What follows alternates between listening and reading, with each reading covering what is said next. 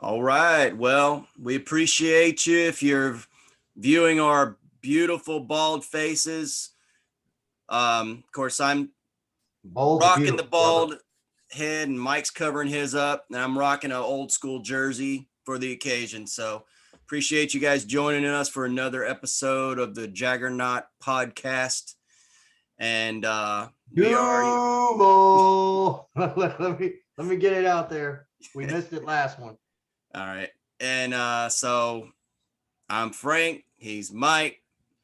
What's up, yo? And we're going to talk today. So, topic of conversation has been, and this what got me thinking about this was we have a buddy of ours who's kind of he's a bit of a curmudgeon when it comes to the Jaguars, and him being a right now a snobbish A Bills bit, fan. man. He's like a Meister Burgermeister. Yeah, winning is not looking. Yeah, he'll take away your toys. He, he's a sore winner.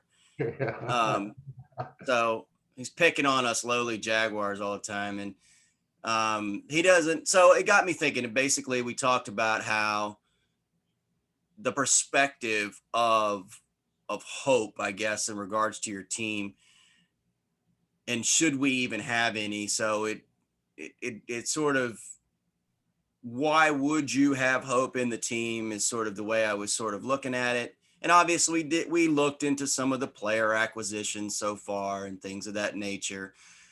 But we haven't really done too much in regards to coaches. And the biggest one is Urban Myer, the head coach. So that's what we're going to do. We're going to discuss Urban. We're going to see, is there a reason for optimism? What is it? What is it in his past that's made him successful? What are some negatives, and um, how does it compare, or how should we have optimism just in regards to taking a coach, no matter how successful, from college and bringing them onto a pro team for the first time? And that's probably the biggest question mark, I would say, in regards to herbs. Well said, sir. Well said. I think where we got to start, though, if we're going to do this, is we're going to do a rundown of some of the other coaches that have transitioned from the college game into the NFL game, and sort of how they fared. Uh, there are several articles out there that people can read where they have lists of who was worse, whatever. So I'm just going to run through. I'm going to give you guys a few of them. One thing that really kind of stood out to me when I was doing my research for this podcast is the fact that when you look at the title of the article, it basically is failed college coaches in the NFL. What a lot of the articles don't mention is that these failed college coaches a lot of times came with previous NFL experience, whether it was some kind of coordinator or some kind of assistant. They were in the NFL before they went to college. Then they went to college, and then they came into the NFL. And for whatever reason, some of them are extremely blatantly obvious. Some of them aren't. I'm going to try to connect the dots a little bit to try to put together why I still have optimism, why I still believe that moving forward, we can win with Urban Myer. All right, so the first one that I started with was Chip Kelly. Right, do you remember Chip Kelly? He was the head coach for Oregon, and then he went to Philadelphia. You know that in his first two seasons, he had winning seasons, both seasons. If you asked me that question, I'd probably, I'm not shocked by that, but yeah, I would not have guessed that. Would you take two seasons from Urban Myer, two winning seasons? So your record has to be what, 9 games, right? Yeah, I mean, I'm calling for them to. I think even this year, if you gave me a 5, you can't have a 500 this year, but yeah, I'm kind of hoping that we get at least. Some people would say it would be unreasonable for me to expect a 9-win season this year, and yet I think that's completely reasonable. Okay, well, I typically agree with those people. My over under was right about 6, potentially 7. Anything after that is just icing on the cake. So yeah, his first 2 seasons, they were in the win. They were positive seasons. Okay. So why do people call him a loser when it comes to NFL coaching?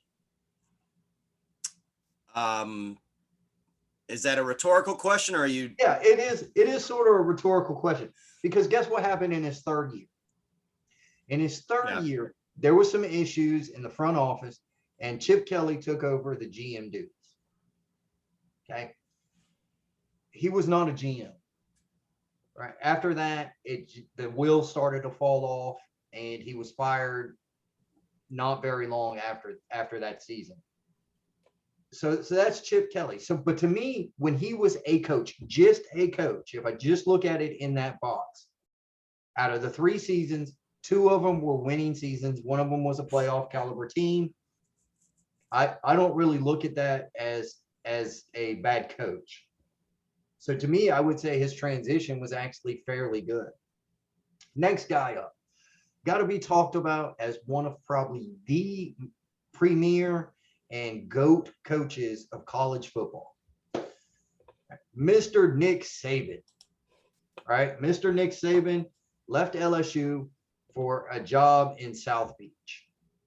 I don't know how anybody wouldn't leave Baton Rouge for South Beach, but that's just me. You know, there's only so many beignets you can eat.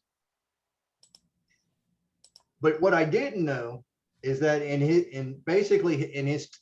2 seasons, he went 15 and 17. So 15 wins, 17 losses. It's not 500 ball, but it's not horrible. What if I told you that really Nick Saban's mistake was Dante Culpepper? He had a chance to get Drew Brees, but he chose Dante Culpepper. Yeah, I mean the problem, and I think that for this has come up recently. It seems like to me, Well, but let me throw another caveat out there. What if I told you in his first season, Ricky Williams was suspended for dope? that's a problem. Now, does that but people call him a failure, right? Okay.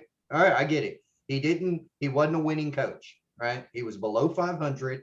However, Dante Culpepper, Drew Brees, so you made the wrong mistake at quarterback, and who was arguably one of the best running backs in the NFL at the time, was suspended for marijuana. Okay. So that's Nick Saban, right? So now, Bobby Paterno. I thought you were going to say Bobby Boucher for a second. Bobby Boucher. Well, he probably needed some high quality H2. Speaking of Nolans, this guy, right? He had previous NFL experience as an offensive coordinator, even for the Jaguars. Right. He basically moved jobs a lot. Yeah, I forgot he was with the Jags. From offensive coordinator to head coaches. So he took the job to coach Atlanta. Right. And he only coached Atlanta for 13 games. Do you know what happened his very first year? I don't remember. No, I All right, do. I'm going to tell you. You'll guess it right off once I tell you who the quarterback of Atlanta was. Oh, was it the dog Michael scandal? Vick. That was when the dog scandal took. Yes. Oh wow. Okay. Yep. So this guy moved from college into the NFL, and his star quarterback got taken away from him. He only lasted 13 games, and he was gone. All right. So Steve Spurrier, right? Everybody loves Steve Spurrier. We live in ball coach. Yeah, might as well be Gatorville is where we live. Okay. So I can't really tell you what happened with him. What I can tell you is that it was quarterback play, because he went with Danny Werfel, and he went with another one of his old guys, and he was horrible for Washington. He was also what they call an authoritarian guy. where it was like his way, you run his offense, you do what he tells you to do. So, and another thing that I brought up, okay, but he didn't do anything, and he only lasted 2 years. In both of those years, Washington finished third place in what is the NFC East. Okay, so that to me is bad. What separates why I don't think you can use him to comp Urban Meyer is that he has head coaching experience from the USFL. The USFL isn't the NFL, but on time, Spurrier was a head coach. Spurrier was a head coach in the USFL. I don't know why that's not ringing a bell to me for some reason. Well, probably because you were a toddler. Yeah, but I know. I know Herschel was in the USFL. Yep. Yeah. So was Jim Kelly. Yeah. Jim Kelly. That's right. Yeah. Yeah. Yeah. Steve Young went in there. There are several prominent NFL star players who has started their career Warren in the Moon. USFL. Yeah. Before it folded. Yeah. Okay. Well, that's prior. I would put that very close to NFL experience coaching. So I would say Steve Spurrier had. So I don't think you can use Steve Spurrier as a comp to say, well, this is why Urban Meyer's going to fail. Butch Davis from the U. Okay, went to Cleveland. Okay, his first year, he was 7-9, but it's the Cleveland Browns. The Cleveland Browns had just came back into the league. It was basically Cleveland Browns, the 2.0. Right, his second season, he took him to the playoffs. Right, okay, he did that with not very good quarterback play. Okay. Anyway, it's Cleveland. The wheels fall off. He never really got his hands. He never got his hands on a really good QB. Yeah. And then after the third year, he was gone. Okay, so then you got Dennis Erickson. Now, I like that last part. I just want to emphasize the fact you said, anyway, it's Cleveland. The wheels fell off. Yeah. Pretty much sums it up. But it is. So it's like Cleveland and the Jets, right? Cleveland's just now getting good. Well, but here's the problem with Cleveland's the same damn problem with the Jets. It starts at the ownership. Yeah, but one curmudgeon might argue that the Jags are kind of like Cleveland South. I can't refute that. I can't, because the Burgermeister would be correct, because I can't refute that. All I can say is, well, we rear our ugly heads a little more often. Yeah. But I can't refute that. So you got basically Dennis Erickson. He's the one that took over the Hurricane job from when Jimmy Johnson made the jump. He coached Seattle. Again, Seattle didn't have a quarterback. It wasn't Russell Wilson.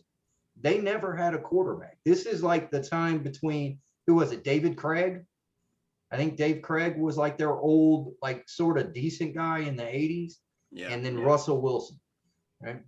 So he got fired, and then for some reason he got another job coaching the 49ers. Again, no quarterback. So then you got Greg Schiano, right? So I don't understand Greg Schiano, because Greg Schiano didn't win in college.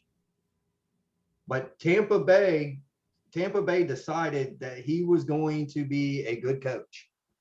So they went out and got him. He coached at Rutgers for a little while, and I guess he did win 2 seasons. And you know who his running back was? It was Ray Rice. Okay. So he didn't win national champions. He wasn't very good either before or after Ray Rice got there.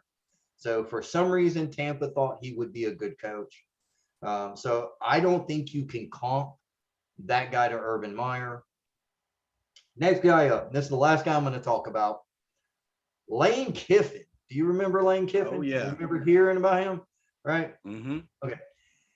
Just so that you guys know, this is why Lane Kiffin got a job. Because his dad's Monty Kiffin. And Monty Kiffin was one hell of a defensive coordinator. This is the prime example of when people get jobs based off of who they know, not what they know. So the Raiders, and Al Davis, when he gets it in his head, Al Davis is going to do what Al Davis wants to do. And it was a complete damn dumpster fire. Again, not a comparable comp to Urban Meyer's position. So the only person who I can really say who comped even close to Urban Meyer, and I know the Burgermeister is probably going to tear me up on this, is Jimmy Johnson. Right? Because both of them had won at two different colleges. Now, granted, Urban's track record in college is much better. But Jimmy Johnson won at two different colleges, and then he came into the NFL, and they both came in at the exact same year that they got a #1 pick. They both used it on a quarterback. So to me, that's the closest comp that I saw when I was going through looking at these different college coaches was Jimmy Johnson. Again, I'm not saying Urban's going to be successful for that. I'm saying that the argument that college coaches aren't successful in the NFL doesn't necessarily have to do with their ability to coach. Just a lot of situational crap. So, and bad QB play. There's a couple things that jump out at me. For one, all the names you named, Urban Meyer has a better college record than those guys. Also, well, all except for Nick Saban. That would be true now, but I'm not sure it was true when he went to Miami. So yeah, that could be true, yeah. But I don't know. No, currently Urban Meyer's college record is better than Nick Saban's when he was at LSU. Yeah. So, right. Because he never, that's right. He was good. His Alabama stint is what has cemented him as the best college coach maybe that of is all correct. time. Yeah. So, the other thing is that you're tying it in with the QB, and also the situation around the coach when he gets there. I would say this though, one thing that does scare me a little bit is the fact that they have given Urban basically GM powers. I know he is sort of allowing Trent Baalke to be the GM, sort of, but ultimately Urban calls the shots. Okay. I would agree with you because I think the relationship between the GM and the coach, as you know, has to be extremely fluid. The coach has to say, okay, this guy can play. The scouts have to say this guy can play, and the GM has to say, okay, yeah, that dude looks good. We can make that work. Okay. The reason why I'm disagreeing just a little bit here has to do with Andre Cisco, and it has to do with Walker Little. Trent Baalke built up this I don't even know what you want to call it, where he likes to draft hurt players because he can get them a little later on. Now, this was a stigma, built up this stigma. He built it up in San Francisco. His very first draft that he is able to do for the Jags has exact same characteristics as what he did in San Francisco. Urban Meyer was not there in San Francisco. So that's why I think while I understand that Urban may have a little bit more input than maybe some other coaches, I don't think it's like, this the guy I want, you go get him, and then he goes and gets him. Does that make sense? Yeah, it comes well, and what you're saying is we can both be right in this respect. Urban does call the shots, or he does have the ability to call the shots. It's all about whether or not he is calling those shots. So in other words, if he is delegating, delegating is probably not the right word because that tends to mean, I don't know, maybe it is the right word. But anyway, because I want to say Trent's doing his job. So I don't know if that would necessarily be delegation, but if you're not getting in the way of the guy doing his job and he's the one making but it is like you said, there's got to be some fluidity to it.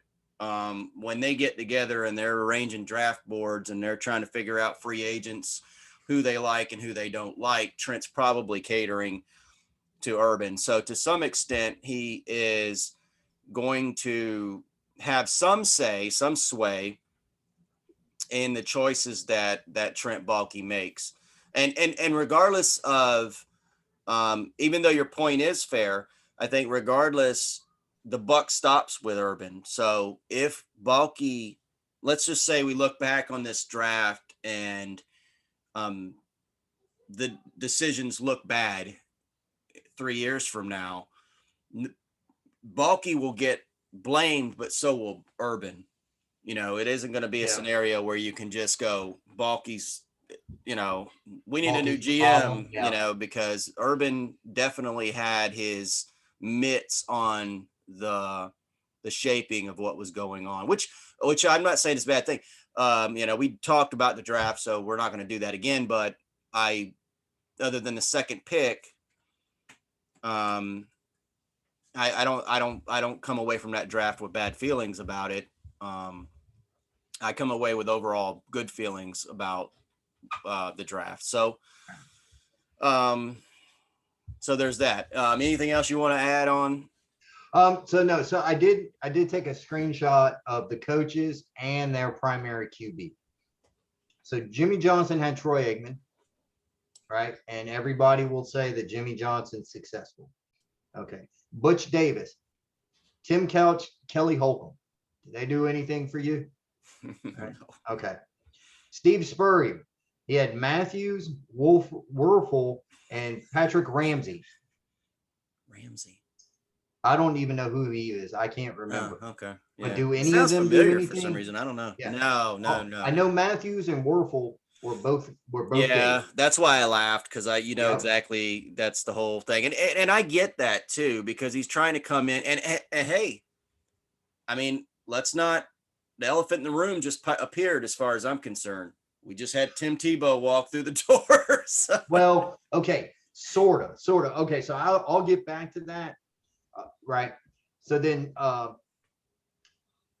we just did Steve Spurrier. So Nick Saban, Dante Culpepper, like the hurt Dante Culpepper after Minnesota. I totally forgot he even played for Miami. Yep. Okay. So then the other guy, Joe Paterno, he had Michael Vick, but he never played for him. Then he had Joey Harrington and Byron Leftwich. Either of those guys. So you can see, okay, so the only one, so then we get into one who actually won, right? And this is Jim Harbaugh for the 49ers, right? Alex Smith and Colin Kaepernick. So those were his two quarterbacks that he had, right?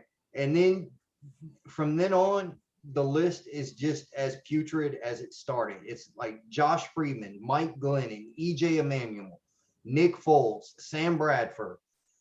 You have basically what it says is you have a revolving door, and then you have Deshaun Watson for the guy that just got fired in Houston. I'm trying to think of his name. He was a straight from college. He was a straight from college guy. His first year in Houston was awful. They drafted Deshaun Watson. Houston got good. And then guess what happened? He got GM powers. The minute he got GM powers, he started to screw up that roster. And then boom, he went. So then you got Cliff Kingsbury, right, who has Kyler Murray. Right. He's also straight from college. And then the next one, I cannot see, but it's got Teddy Bridgewater there. So anyway, as you can tell, I think successful college coaches transitioning into the NFL, experience or not, or NFL experience or not, I think it does hinge on QB play. I think it's almost it probably becomes a moot point if you started to look at the other coaching positions transitioning, because I get the feeling, based on just having watched the NFL my whole life, that the success rate for any transition, whether they're So going from NFL and yeah, from some position to whatever, is low.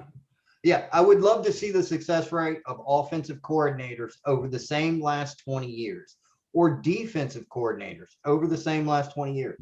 And here's what I bet you. All the ones that lucked out and got good QBs have winning records. Yeah. Well, and it's funny too, because this conversation kind of comes on the heels of Brady going from the Patriots and wins the Super Bowl again with a different team. So, there was always this idea, like, Who was it? who's the one that's bringing home the bacon there? Is it the genius Rain Man in the sweater hoodie, or is it the guy with the supermodel wife? You never knew. And my thought on it was both, because I always thought that Belichick, and it probably still is. I mean, this is the funny thing about some of these anecdotal situations. The if you Well, take no, it, the point is I think what we need to understand and maybe say about this, and I think it goes both ways. A bad coach can probably handicap a good quarterback. So you may have seen good quarterbacks come into this league and go, and you don't remember them that much. But if they'd had landed in the right situation, where there wasn't some retard running the program, that maybe they'd have had a much better career. And it's obvious, though, that a bad coach or bad quarterback can ruin and hurt a good coach. I think that's a reasonable possibility. So yeah, I mean, I all the believe it. pressure's on Lawrence. I believe it can go both ways, but more often than not, when I looked at a coach's reasoning for being unsuccessful when transitioning to the NFL, was almost always something happened. Either there was no quarterback there, or something happened to the quarterback that was there. And then quickly, 1 or 2, 3 seasons, that was it. Boom. And the coach was gone. So So let's it, let's sorry. jump into Urban, because one of the things I think that I'm feeling from what you're bringing to me here is I really want to focus on Trevor Lawrence now, because that's the fertile ground, right? Because if Urban didn't have Lawrence, I'm assuming Lawrence is going to be successful. But let's just say that he isn't successful, or we are in the same position. The Jets did lose out, and they've got Lawrence and we've got Zach Wilson. Then there'd be more of a question for me as to whether or not. I'd like to point out that Burgermeister would be talking the hell up of Lawrence and be putting down whatever quarterback we drafted. Yeah, but we don't need to bring up other people's wrong opinions on this show. So everyone knows who the best quarterback is, even Jets fans. they're, you can listen to Jets fans, they'll tell you. But it's also on that point. I mean, even the Jets fans are talking themselves into Zach Wilson, Who and I'd heard a little snippet that he was not having a very successful camp. which could mean something or may not mean much, but Yeah, just hearsay at this point. It's just yeah. hearsay at this point. But But yeah, I mean, and the thing about that is that, and that's kind of the reason why it got me in the mindset of this idea of, is, should we even be hopeful, because, or how much hope and this sort of thing, because of the fact that, are we doing what the Jag fans might be doing, or the Jets fans might be doing now, in talking themselves into Wilson? Are we talking ourselves into, some positive trajectory for our for our ball club, when maybe, you know because of, like, what you're talking about, when people go, oh, the rate of college quarterbacks transitioning to the NFL is low, and, don't get your hopes up. That sort of mindset can, maybe it's rational, but I like what you said, because it does seem like, when success happens, we tend to be lining some things up that match those couple of instances when success took place. So we do. I think we are. I think Jimmy Johnson's probably the best one, and I agree with that. So Right now, and people are going to say, hell no, because Urban Meyer hasn't won anything in the NFL. And I would agree with that, except for I will say, well, at one point, at one time, neither did Jimmy Johnson. right. Right? Troy Aikman was looked at as a very good, solid quarterback. Trevor Lawrence is looked at something in a completely different level. Troy Aikman was really good coming out of college. Trevor Lawrence is supposed to be the one of the best of the best of the best. You know, that's what he is supposed to be. Yeah, they went. Jimmy Johnson went 1-15 in his first year. I think he turned around and did the Herschel Walker trade the next year. Got all these picks, used one pick on Emmitt Smith, and then after that, that's pretty much what it was. It was Emmitt Smith, it was Michael Irvin, it was Troy Aikman, and then they had all this capital to put pieces around. And then they went to the playoffs the following year, and then it was basically three straight back-to-back Super Bowls. Yeah, and let me say this too. The first year wasn't good, but one of the things I think that it makes more sense to say that a more successful season is in the future of the Jaguars this year than what the Cowboys experienced under Jimmy Johnson's first year, is the way that the league has changed. Back then, there wasn't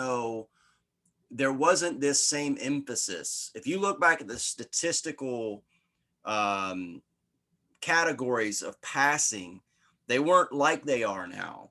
They've opened up things for the offense to succeed in ways that they didn't when Aikman was quarterbacking. Oh, I agree. And even So free agency during this time period is completely different. So I think it stacks up for the Jags, Urban Meyer, to be successful this year.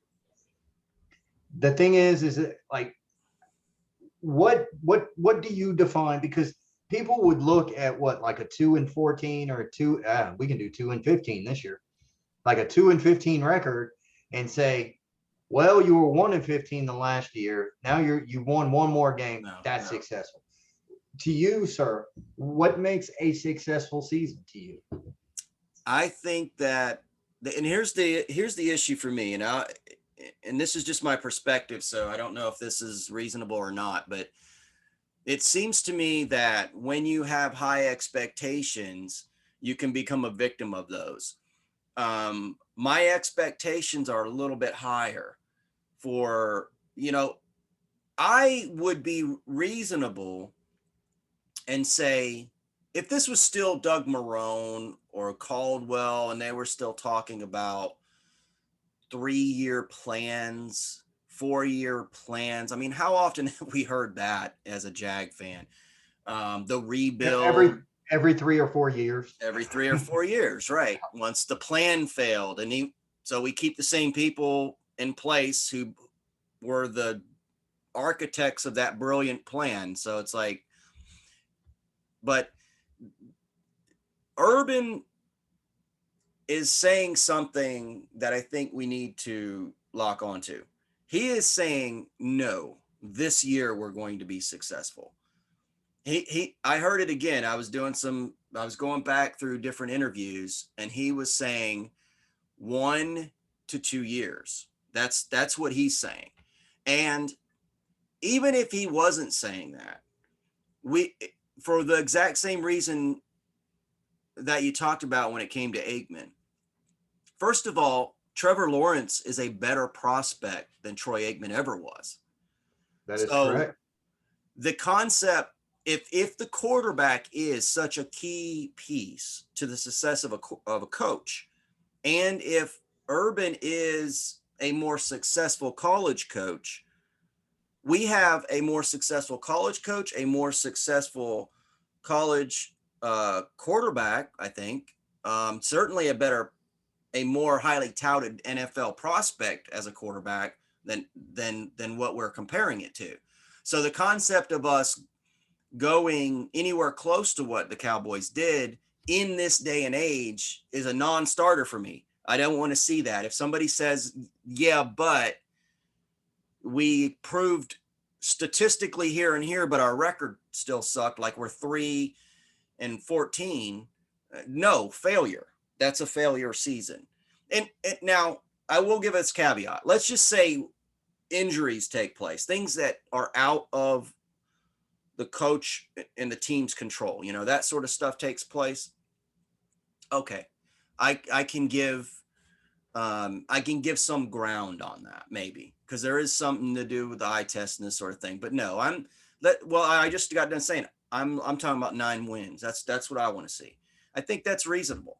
You have a fertile ground. You have this trajectory that started. Our division isn't insurmountable. I mean, let's face it. The Titans are really good. The Colts are good. If the Titans lose, Henry. What's that? Henry. Yeah. If the Yeah. Titans lose Henry. Yeah. If the Titans lose Henry, then what kind of team are they? It's just Julio and Tannehill. I mean, okay? Julio scares you, but Tannehill without Henry, does that connection now look as fierce anymore? No. So, and No. I'm not even saying we're going to compete with them. I'm saying we're going to be somebody teams don't want to play. It's going to take a few games to get. Now that's if Urban is a good coach and Lawrence is a good quarterback. And so on that point, we probably need to get into Urban a little bit. So Yes, sir. I'm sorry, I was holding you up. I was just trying to throw out just some of the stuff that I came across looking at why college coaches aren't successful in the NFL. You know, so that's what I came across. So, and I think brother, it's a take it good away. starting point because we know what hurdle that Urban has to get over here, So let's see the resume a little bit. So that, I did some research on him, and I've said this before on the podcast, and you know this to be true, that was never a giant Urban Meyer fan. But he's very successful.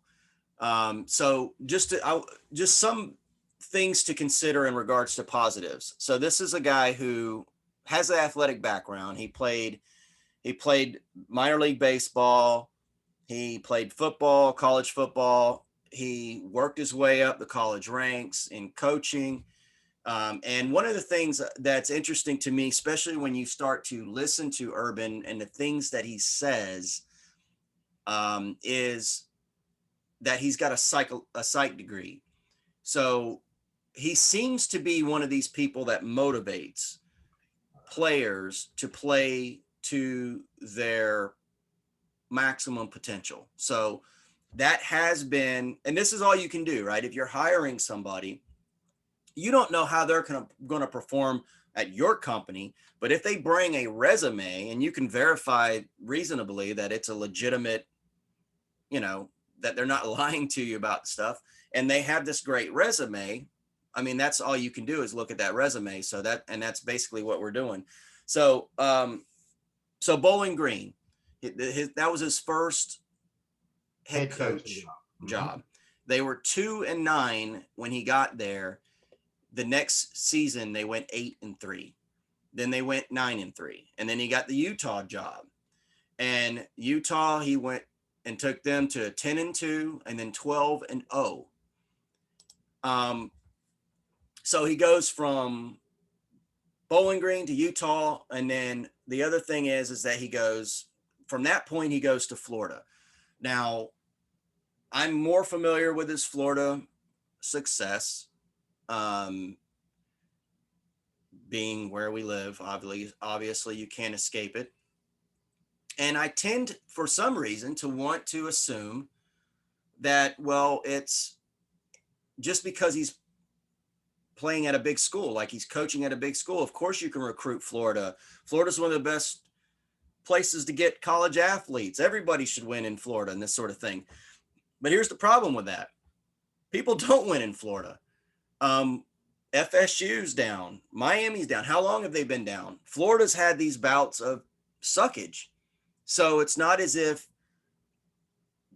coaching in big Florida schools is this panacea of success. Right. It doesn't mean automatic success. No, it doesn't. And there wasn't great success before he got there. It wasn't horrible, but it wasn't great. It wasn't where it was when he got there.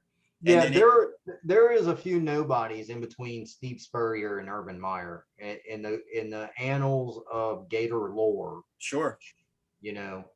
So yeah, there's definitely credence there. And so that's something to consider when you look at his resume. Is it was down, he goes there, it's up, he leaves, it goes back down. One could argue maybe he left the cupboard a little bare, but it's an argument. Ohio State, I want to just dismiss that automatically because Ohio State's always winning, it seems like, and I don't necessarily think it's the same as the SEC, so they're going to always have this. And that's my problem with Ohio State. Every year, who the fuck do they play? They play Michigan and like who? Nebraska? Like Nebraska hasn't been anything since the very early 80s. Right. Michigan is very, very up and down and basically has been down. I don't think they've been a top 25 team probably since Harbaugh's taken them over, And well, so they don't play anybody. No, I agree with that. And that's part of the reason why going into it, I think, I thought what I thought, but if you actually look, he did improve Ohio too, or Ohio State. Well, see, so Jim Tressel had them winning, but what they were winning a little bit more under Urban than they were under Tressel. Yeah. Now, let me put this caveat out there just in case some Ohio State fan hears this and just blows his shit. Truth be told, the only time Ohio State actually really plays anybody is when they actually get to the playoffs or when they go for a national championship. That's when they prove that they are exactly the same caliber as the SEC. So I will definitely put that caveat out there that even though they don't play anybody during their season, they bring it when it comes to the playoffs and they often win. So on that point, Urban has his bowl records, win total record is 11-3 in bowls. He has 3 national championships. His overall record is 187-32.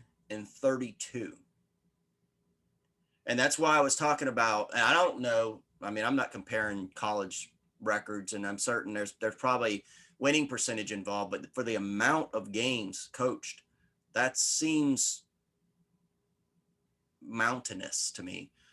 And so it just does go back to college versus NFL as a question mark, but what you can't, so that will always be there, I guess is what I'm saying. But what you can't do is question his success and in various different places. So that's the one thing that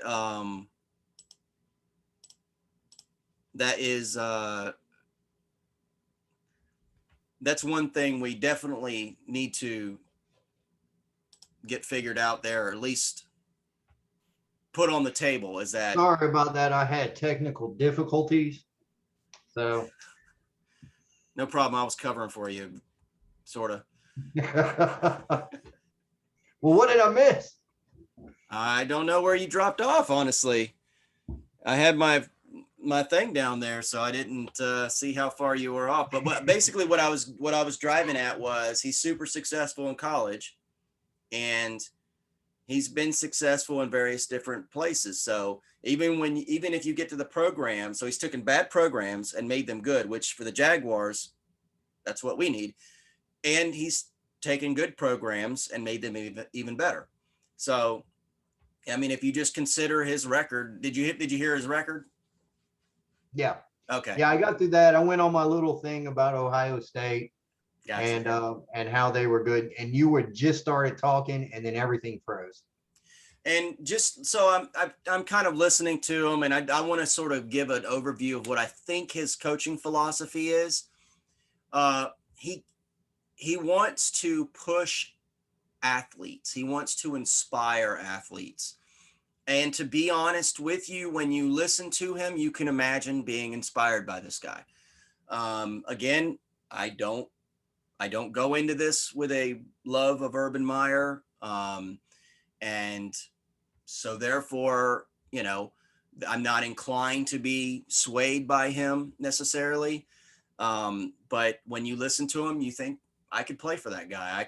If he's telling me to do stuff, I could, I can see why guys play for him, why they give a lot for him, why he gets a lot out of them, and why it's successful.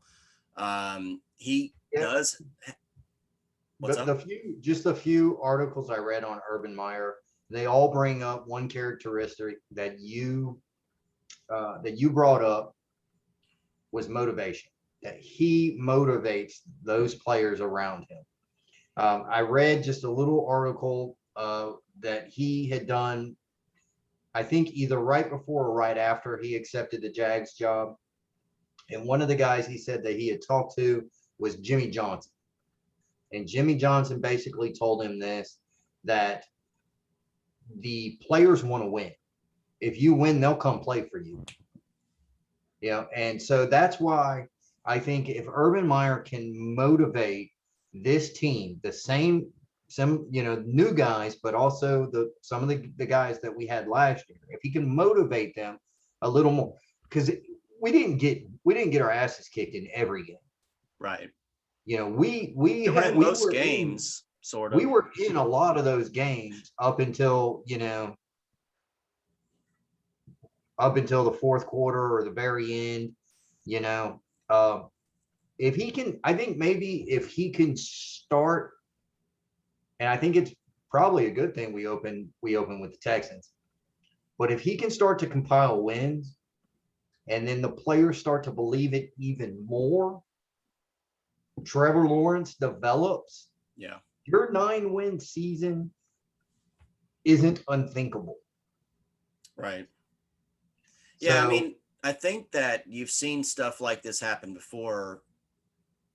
I mean, it happens every year. There's turnover in the league, and I think that if you're going to, you know, uh, look over the horizon and try to pick the teams that go from the bottom near the top, I think we're a great candidate to do it because of a number of the reasons that you laid out, and the fact that, um, if you get the right person in charge, because we've been a classic example of a team that's had the wrong people in charge, and we know how that goes.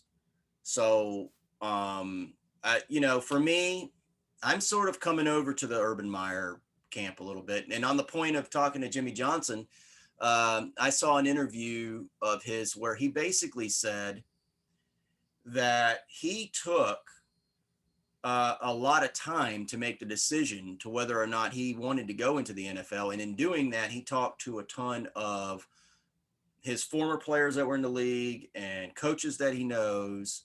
But, and this is the key point, and I briefly mentioned this in regards to the turnaround time. He said what he did not want to do was go into a team where he thought 3 to 4 or 5 years down the road we could be successful. He said the only way I'm going to do this is that if I can turn that program around immediately, one first year, maybe two. That's basically what he said. So now it remains to be seen. It's one thing to say it, it's another thing to do it, but it's also, you can't also go to your point about Jimmy Johnson having, there was a time when Jimmy Johnson didn't do it either. So you can't go, well, it hasn't been done yet. Well, it's like, no, duh. The only difference is time. We don't know what's going to happen, and we're all trying to figure it out. But one of the things too, like you mentioned, Alex Smith um, being the quarterback for Harbaugh. Hardball. So that's a guy that Urban. Urban Yep. under his tutelage. One of the things too that jumped out at me, and I didn't really pay much attention to, but Mike Thomas, the receiver, he's a guy that his whole career to a certain extent is kind of like he's the Urban Myer type guy. When Urban said when he got to Ohio State, he was a terrible receiver, but he worked harder than everybody else. And now you could say he might be the best receiver in the NFL. So he went from being the worst receiver or one of the worst receivers on Ohio State to now he's one of the best receivers in the NFL. And, that isn't all Urban, and who knows what percentage that is, but um, he has to have some percentage. I mean, you can't take away that this is probably just the way this guy's built, Mike Thomas, um, but that's the point. What you saw in Mike Thomas, that growth, that is what happens around Urban Meyer. It seems like a couple things in regards to philosophy I wanted to bring up. He wants to get key players the ball a certain amount of time. That is his strategy. He's got certain players he knows he can win with, and his strategy is to get a system where he has to get them the ball at least a certain amount of times. That sounds good to me. Um, and he Yeah, I don't, will. you know, so I think that's one thing where maybe me and old Herbs disagree a little bit because there's an ebb and flow to a football game, and one football game's ebb and flow is different from the next one. Okay, You let, know, let me throw this out at you because this is where I'm heading next. So okay, he will deviate from the standard rules when talent and momentum dictate it. okay, okay, yeah, yeah. I don't. Okay, I don't have a problem with that. I was about to say because you know some of these high powered offense games. You go in thinking it's going to be like 42-38. It's just going to be a damn shootout. And then what do you see? You see a defensive slugfest where it ends up Yeah. 15-12, you know? So I don't care that you're getting Travis Etienne the ball 15 times this game if he's only making, a yard per attempt. Does that make sense? Yep. So as long as he's willing, as long as he understands that he has to be willing to to to adjust, whether it's talent or momentum or however he wants to categorize it. I love the fact he said, well, I know I'm going to have to adjust from this. Yeah. I like that because to me, one of the worst things is somebody coming in saying, I know what I'm doing and you're going to do what I tell you to do. I think that's horrible. Yeah. So, and I don't think that's ever worked in the NFL, but maybe it Yeah. has, it And hasn't. if it has, it's worked for small amounts of time before Yeah. it implodes. Yeah. So as Um, long as he's willing to deviate from his, but I totally get it. I totally get trying to get Henderson so many touches, trying to get Robinson so many touches, trying to get Chenault so many touches. You know, I'm completely cool with that because you want to. It isn't the game of football technically to get the ball to your best players, right? Into your skilled, your at. So these skilled players, they're assets, right? So you want to use your assets to beat the other guy, So you have to get him the ball. Yeah. That makes perfect sense to me. So I understand it. As long as he's willing to deviate from it, because each game's going to dictate something a little bit different, I don't have an issue with it. And that sounds damn good to me. Here's a little nugget that I discovered too, and this may give us a little gleaning into um, why he hired Joel Cullen. He prefers the 3-4 defense. Now, this is a guy he this is Urban Myer. Everybody comes. The head coach is one thing, but every head coach comes from some discipline, right? They're coming from one side of the ball, or the other. A couple things where he's known for. Um, he started as a wide receivers coach, and he's an offensive guy. I mean, he's known for what the spread, running the spread, bringing it popularity to it, and special teams. That's another thing he's known for. Um, but he says the 3-4 defense, he prefers it to the 4-3. And the reason that he does is because it creates more blitz patterns, which can help to confuse an offense. And it will basically eliminate double teams by the offensive line. So that, and here's somebody, and I'm thinking of this coming from somebody who's an offensive guy. So he's looking at it. What would I prefer not to see?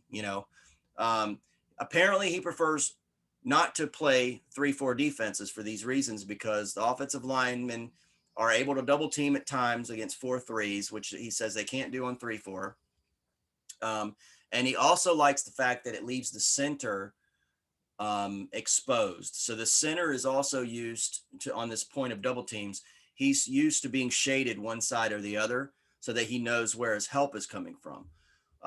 He likes the concept of having a nose tackle be right up on the center. So the center has to be man on man. And he has to think, so he has to deliver that ball, and then he has to be on. So I think what we might see is, and get a gleaning on, is who is going to be playing that nose tackle position for us when we are in a 3-4 look, because that's going to be super important to the head coach, not just the defensive coordinator. Yeah, right now I would easily say Malcolm Brown.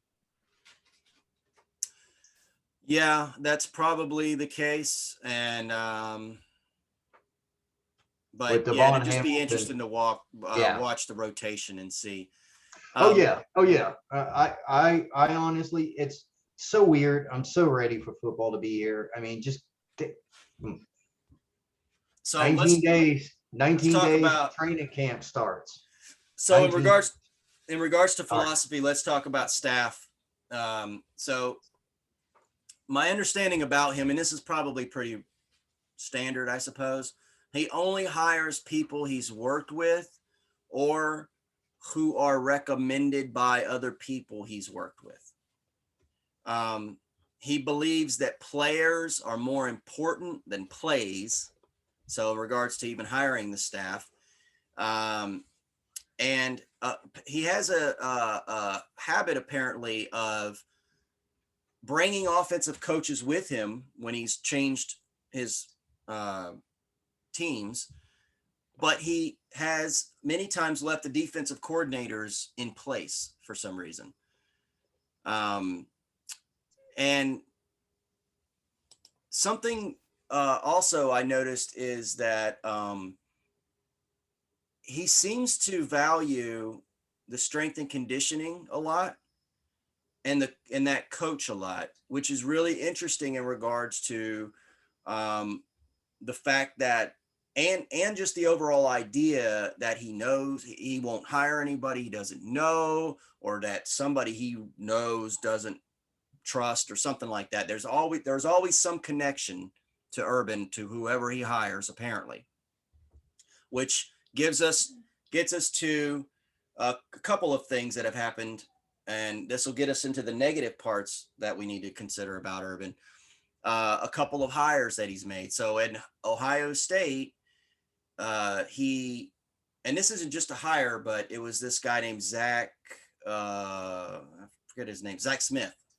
So he apparently had some pretty serious domestic violence Yeah. allegations, and this is, I guess, why Urban ended up kind of leaving Ohio State to a certain extent. I mean, he ended up coming back, but then he ended up leaving afterwards. So, because there was a certain point of time where he actually was suspended by Ohio State because it became rather clear. He said he didn't know that there were allegations when it was definitely true that he did know.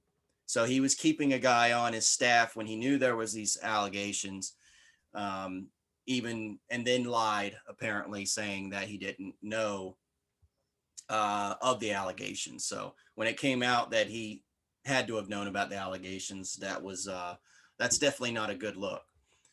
And then also this gets us to the beginning of his stint here when he hires Chris Doyle, who's the Iowa State, I think. I think it's Iowa State. Okay, their strength and conditioning guy, and his allegations against him were, and I think we briefly touched on this, but very, very briefly last time or last episode, um, that Chris Doyle is basically a racist. That's what that's the allegation of him, is that he's essentially a racist. So it does beg the question then, if he's only hiring people he knows or people he trust, how did this guy get through the The vetting process. the vetting process? And I have so much more I want to say on and looking into even this Zach Smith guy. I'm not sure about the allegations. At this point, when it comes to anything, you want to, the allegations are allegations. You don't know if, For sure what went down.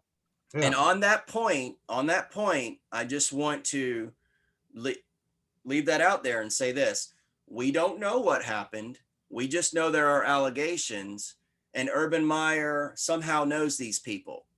So, and I'll just leave it at that. So, and at that point, this is something that is looked at as a couple of big negatives in certainly the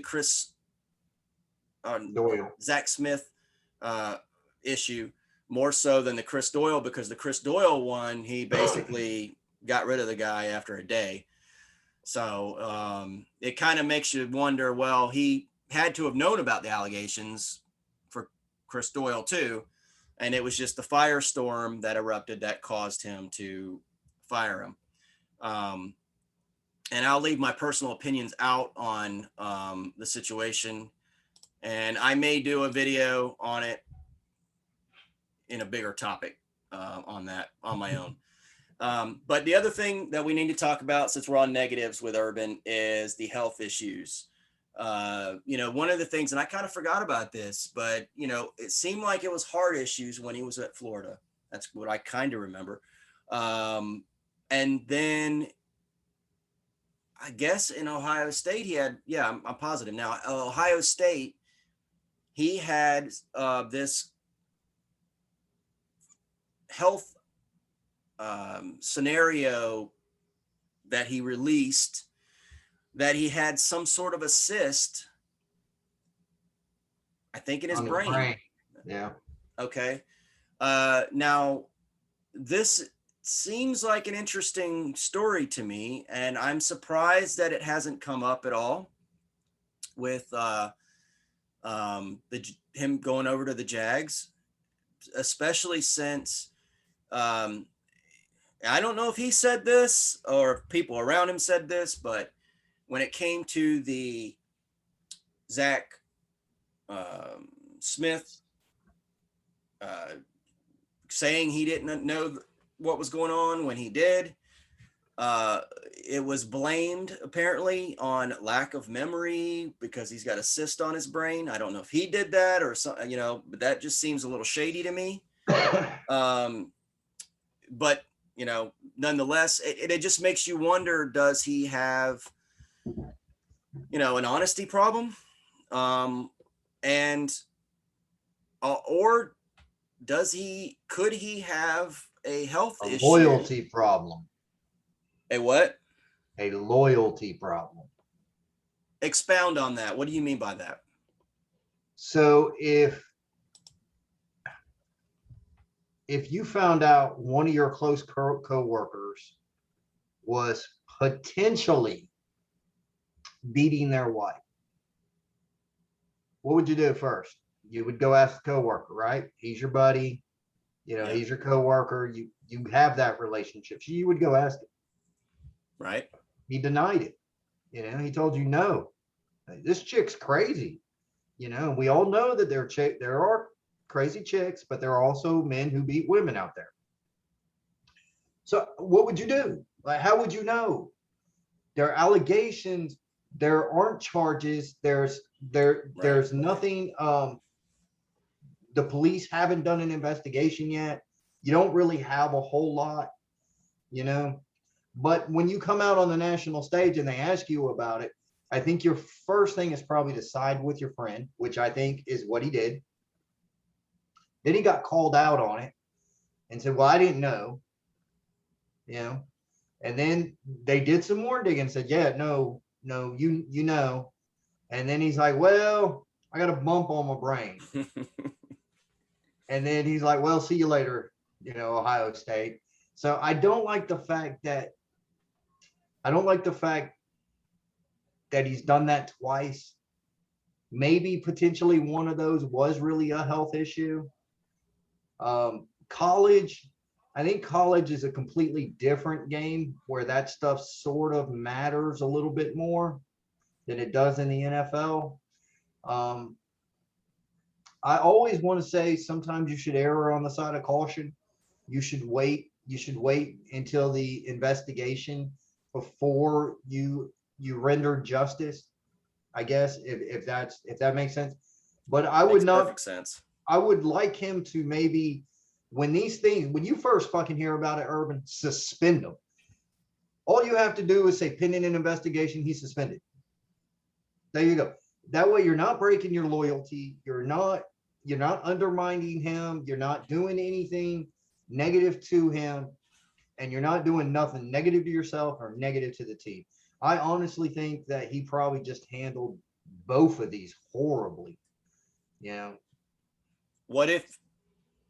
Yeah, I don't want to dive too deep into these two because it leads to something we don't really want to get into that dives I agree, outside of football. Even at this point, it's just all speculative, and sometimes people get carried away with speculating. What I think the one thing that does bother me is the health related aspect of being brought and tied into the bad coaching decisions. If they're bad coaching decisions, I'm not even judging that they're bad, but people call them bad coaching decisions. In other words, keeping Zach Smith on, even though you knew there were allegations, and hiring Chris Doyle are considered problems for him. And let's not also forget that there was some stat. Let me see what it was. I forgot.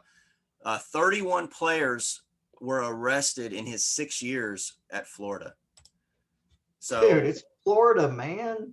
Yeah, and I don't know that, the way that was sort of thrown out there is like that's an oddity, like, oh, it was so worse under Urban. And maybe that isn't true because you know how the media is. They'll, focus in on one thing. Being a Miami fan, I can probably assure you that that's probably more the norm than it isn't. Because FSU has had issues. Miami has definitely had issues. Florida has issues. Alabama has issues. LSU has issues. Ohio State has issues. Any big school has issues. Let me ask you this. When you said loyalty problem, did you mean it as a problem, or do you mean more loyalty issues? Like in terms of like his problem, or he's just too loyal, or his loyalty, or how did you mean that? Yeah, I think he's just too. I think he's too loyal. I think he's too. Um, in the analogy I use for you, right? I assume that you and your coworker were on par. What if you were the boss and you had a public company, a company that was always looked at, that had you know what I'm talking about, Mhm. constantly in the media for whatever you were doing. And then you hear that this guy had this issue. So you went and you talked to him and you believed what he told you. So then what would you do? Like you would probably go out and say, look, pending something, or, hey, right now it's okay. We haven't heard. And then it gets a little deeper. And then you're like, well, okay, look, I didn't really know about, then you start trying to like cover your own ass, and then they're like, no, wait, you're lying again, and instead of basically saying, look, I'm not answering, or that's what I'm saying. I'm saying, I think that he was loyal to a fault, because as you said, he likes to hire his friends, people he trusts. This guy may be a good coach. I don't care if you're a good coach or a good football player. If you're a piece of shit, you're a piece of shit. I don't care that you're Urban Meyer's friend. I really don't. I But if it's not proven yet, if there isn't videotapes, if there isn't something that I can look at and be like, all right, I can see that. I see where, I see the issue. Then you should probably suspend the dude or move him someplace away from the team to where that's not really messing with you. Does that make sense? Until whatever happens runs its course. yeah, I think that the what I was trying to get at was what I discovered in sort of doing some research into Urban, and not around not around these two situations at all. It was outside of these two situations. He is loyal to a fault, and so he would be susceptible to that sort of thing. But the benefit of that is that the players see that, the coaches see that. So the coaches coach for him, the players play for him. And so that's why you have this dynamic, I think, with this coach where he's immensely successful, but then you have these sort of situations that pop up where he's going to bat with his guys. So, and I Correct. think that's what you're saying. He's like, it's us against the world, and the media is the world. So when the media comes out and they say this and they say that, he's covering. I mean, we've seen this before with coaches for sure. Just generally, I mean, they're not going to Oh, throw. this happens at the press conference every Sunday. Coaches do not throw their players under the bus. Right. And it's the same, they don't throw their colleagues under the bus. They don't get up there and basically criticize the other coach for missing a timeout with so many seconds left that would have gotten them the ball back or whatever, or trying to kick a field goal instead of going for the touchdown. Or they don't criticize like that. So yeah, I'm not shocked to see that. Yeah. So, but I think he lives that. And what's interesting too is that if you actually you you look into this guy and the way that he seems to value people and his faith, it makes you wonder about these negative situations and how they came about. But overall, I come away from this thinking that there is in regards to Urban Meyer and the situation that we're dealing with, there is cause for hope. Yeah, I mean, I second that. I don't think if Zach Wilson's coming out as the number one QB, I don't think Urban Meyer's our coach. I don't think if Justin Fields is coming out as the number one QB, I don't think Urban Meyer's our coach. I don't think some pieces of our team, if they're not here, I don't think Urban Meyer's our coach. I think he picked this for a specific reason. I think he's smart. I think he's calculated. I think he understands the game. Um, I think Urban Meyer has a very good shot to be successful. And I think Trevor Lawrence has the same shot to be successful. I mean, we could be looking at our South Cleveland dynasty.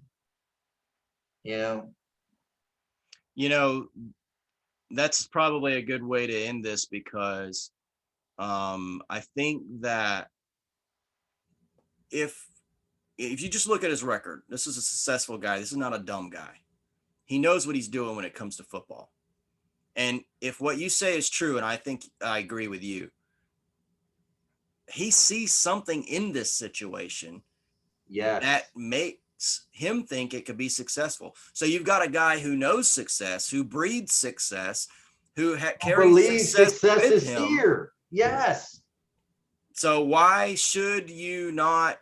Now, the only caveat, and we've talked about this before, is the jaded Jag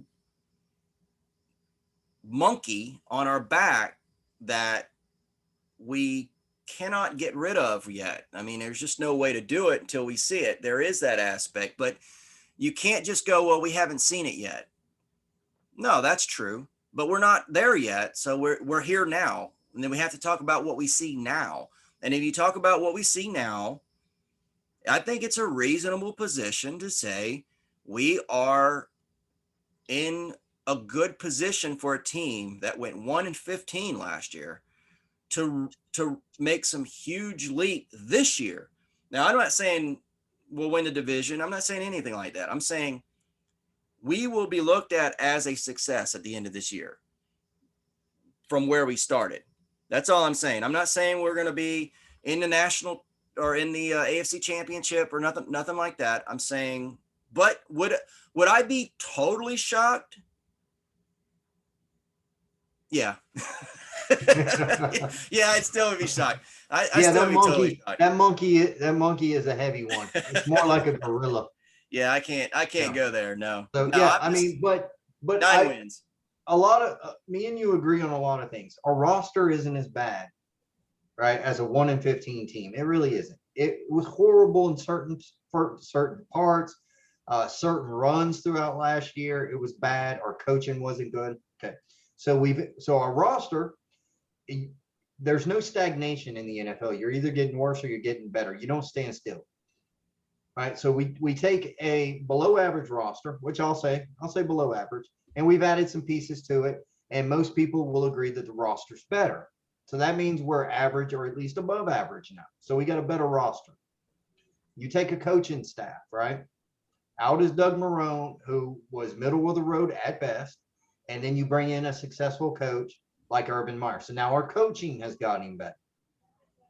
Then our quarterback. Right. I like Gardner Minshew. I would still love to have a beer with this dude. You know, I think I could party with him and have one hell of a good time. I would still love him to always be our backup because I do trust him. I do think he can play in the league, but he's not Trevor Lawrence. So then we've upgraded our quarterback. So that's 3 different upgrades all in the same year. Could it fall apart? Yep, it definitely could. And that gorilla could beat us down again. But it could also be equally successful for the same reasons that I just said. So yeah, we should have hope. We should be like, are we going to sweep Tennessee? Probably not.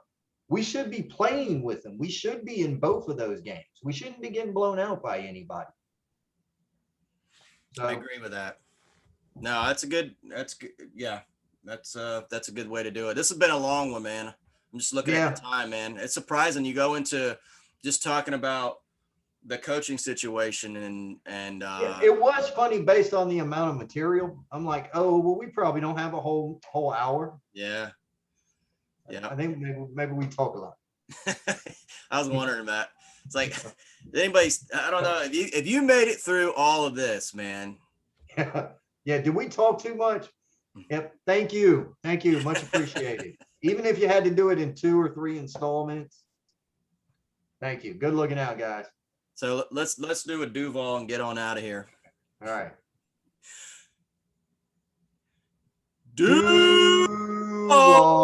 Duval.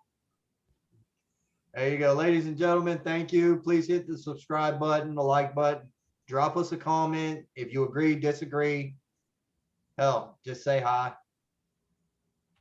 We appreciate it. Thanks, guys. Until next time.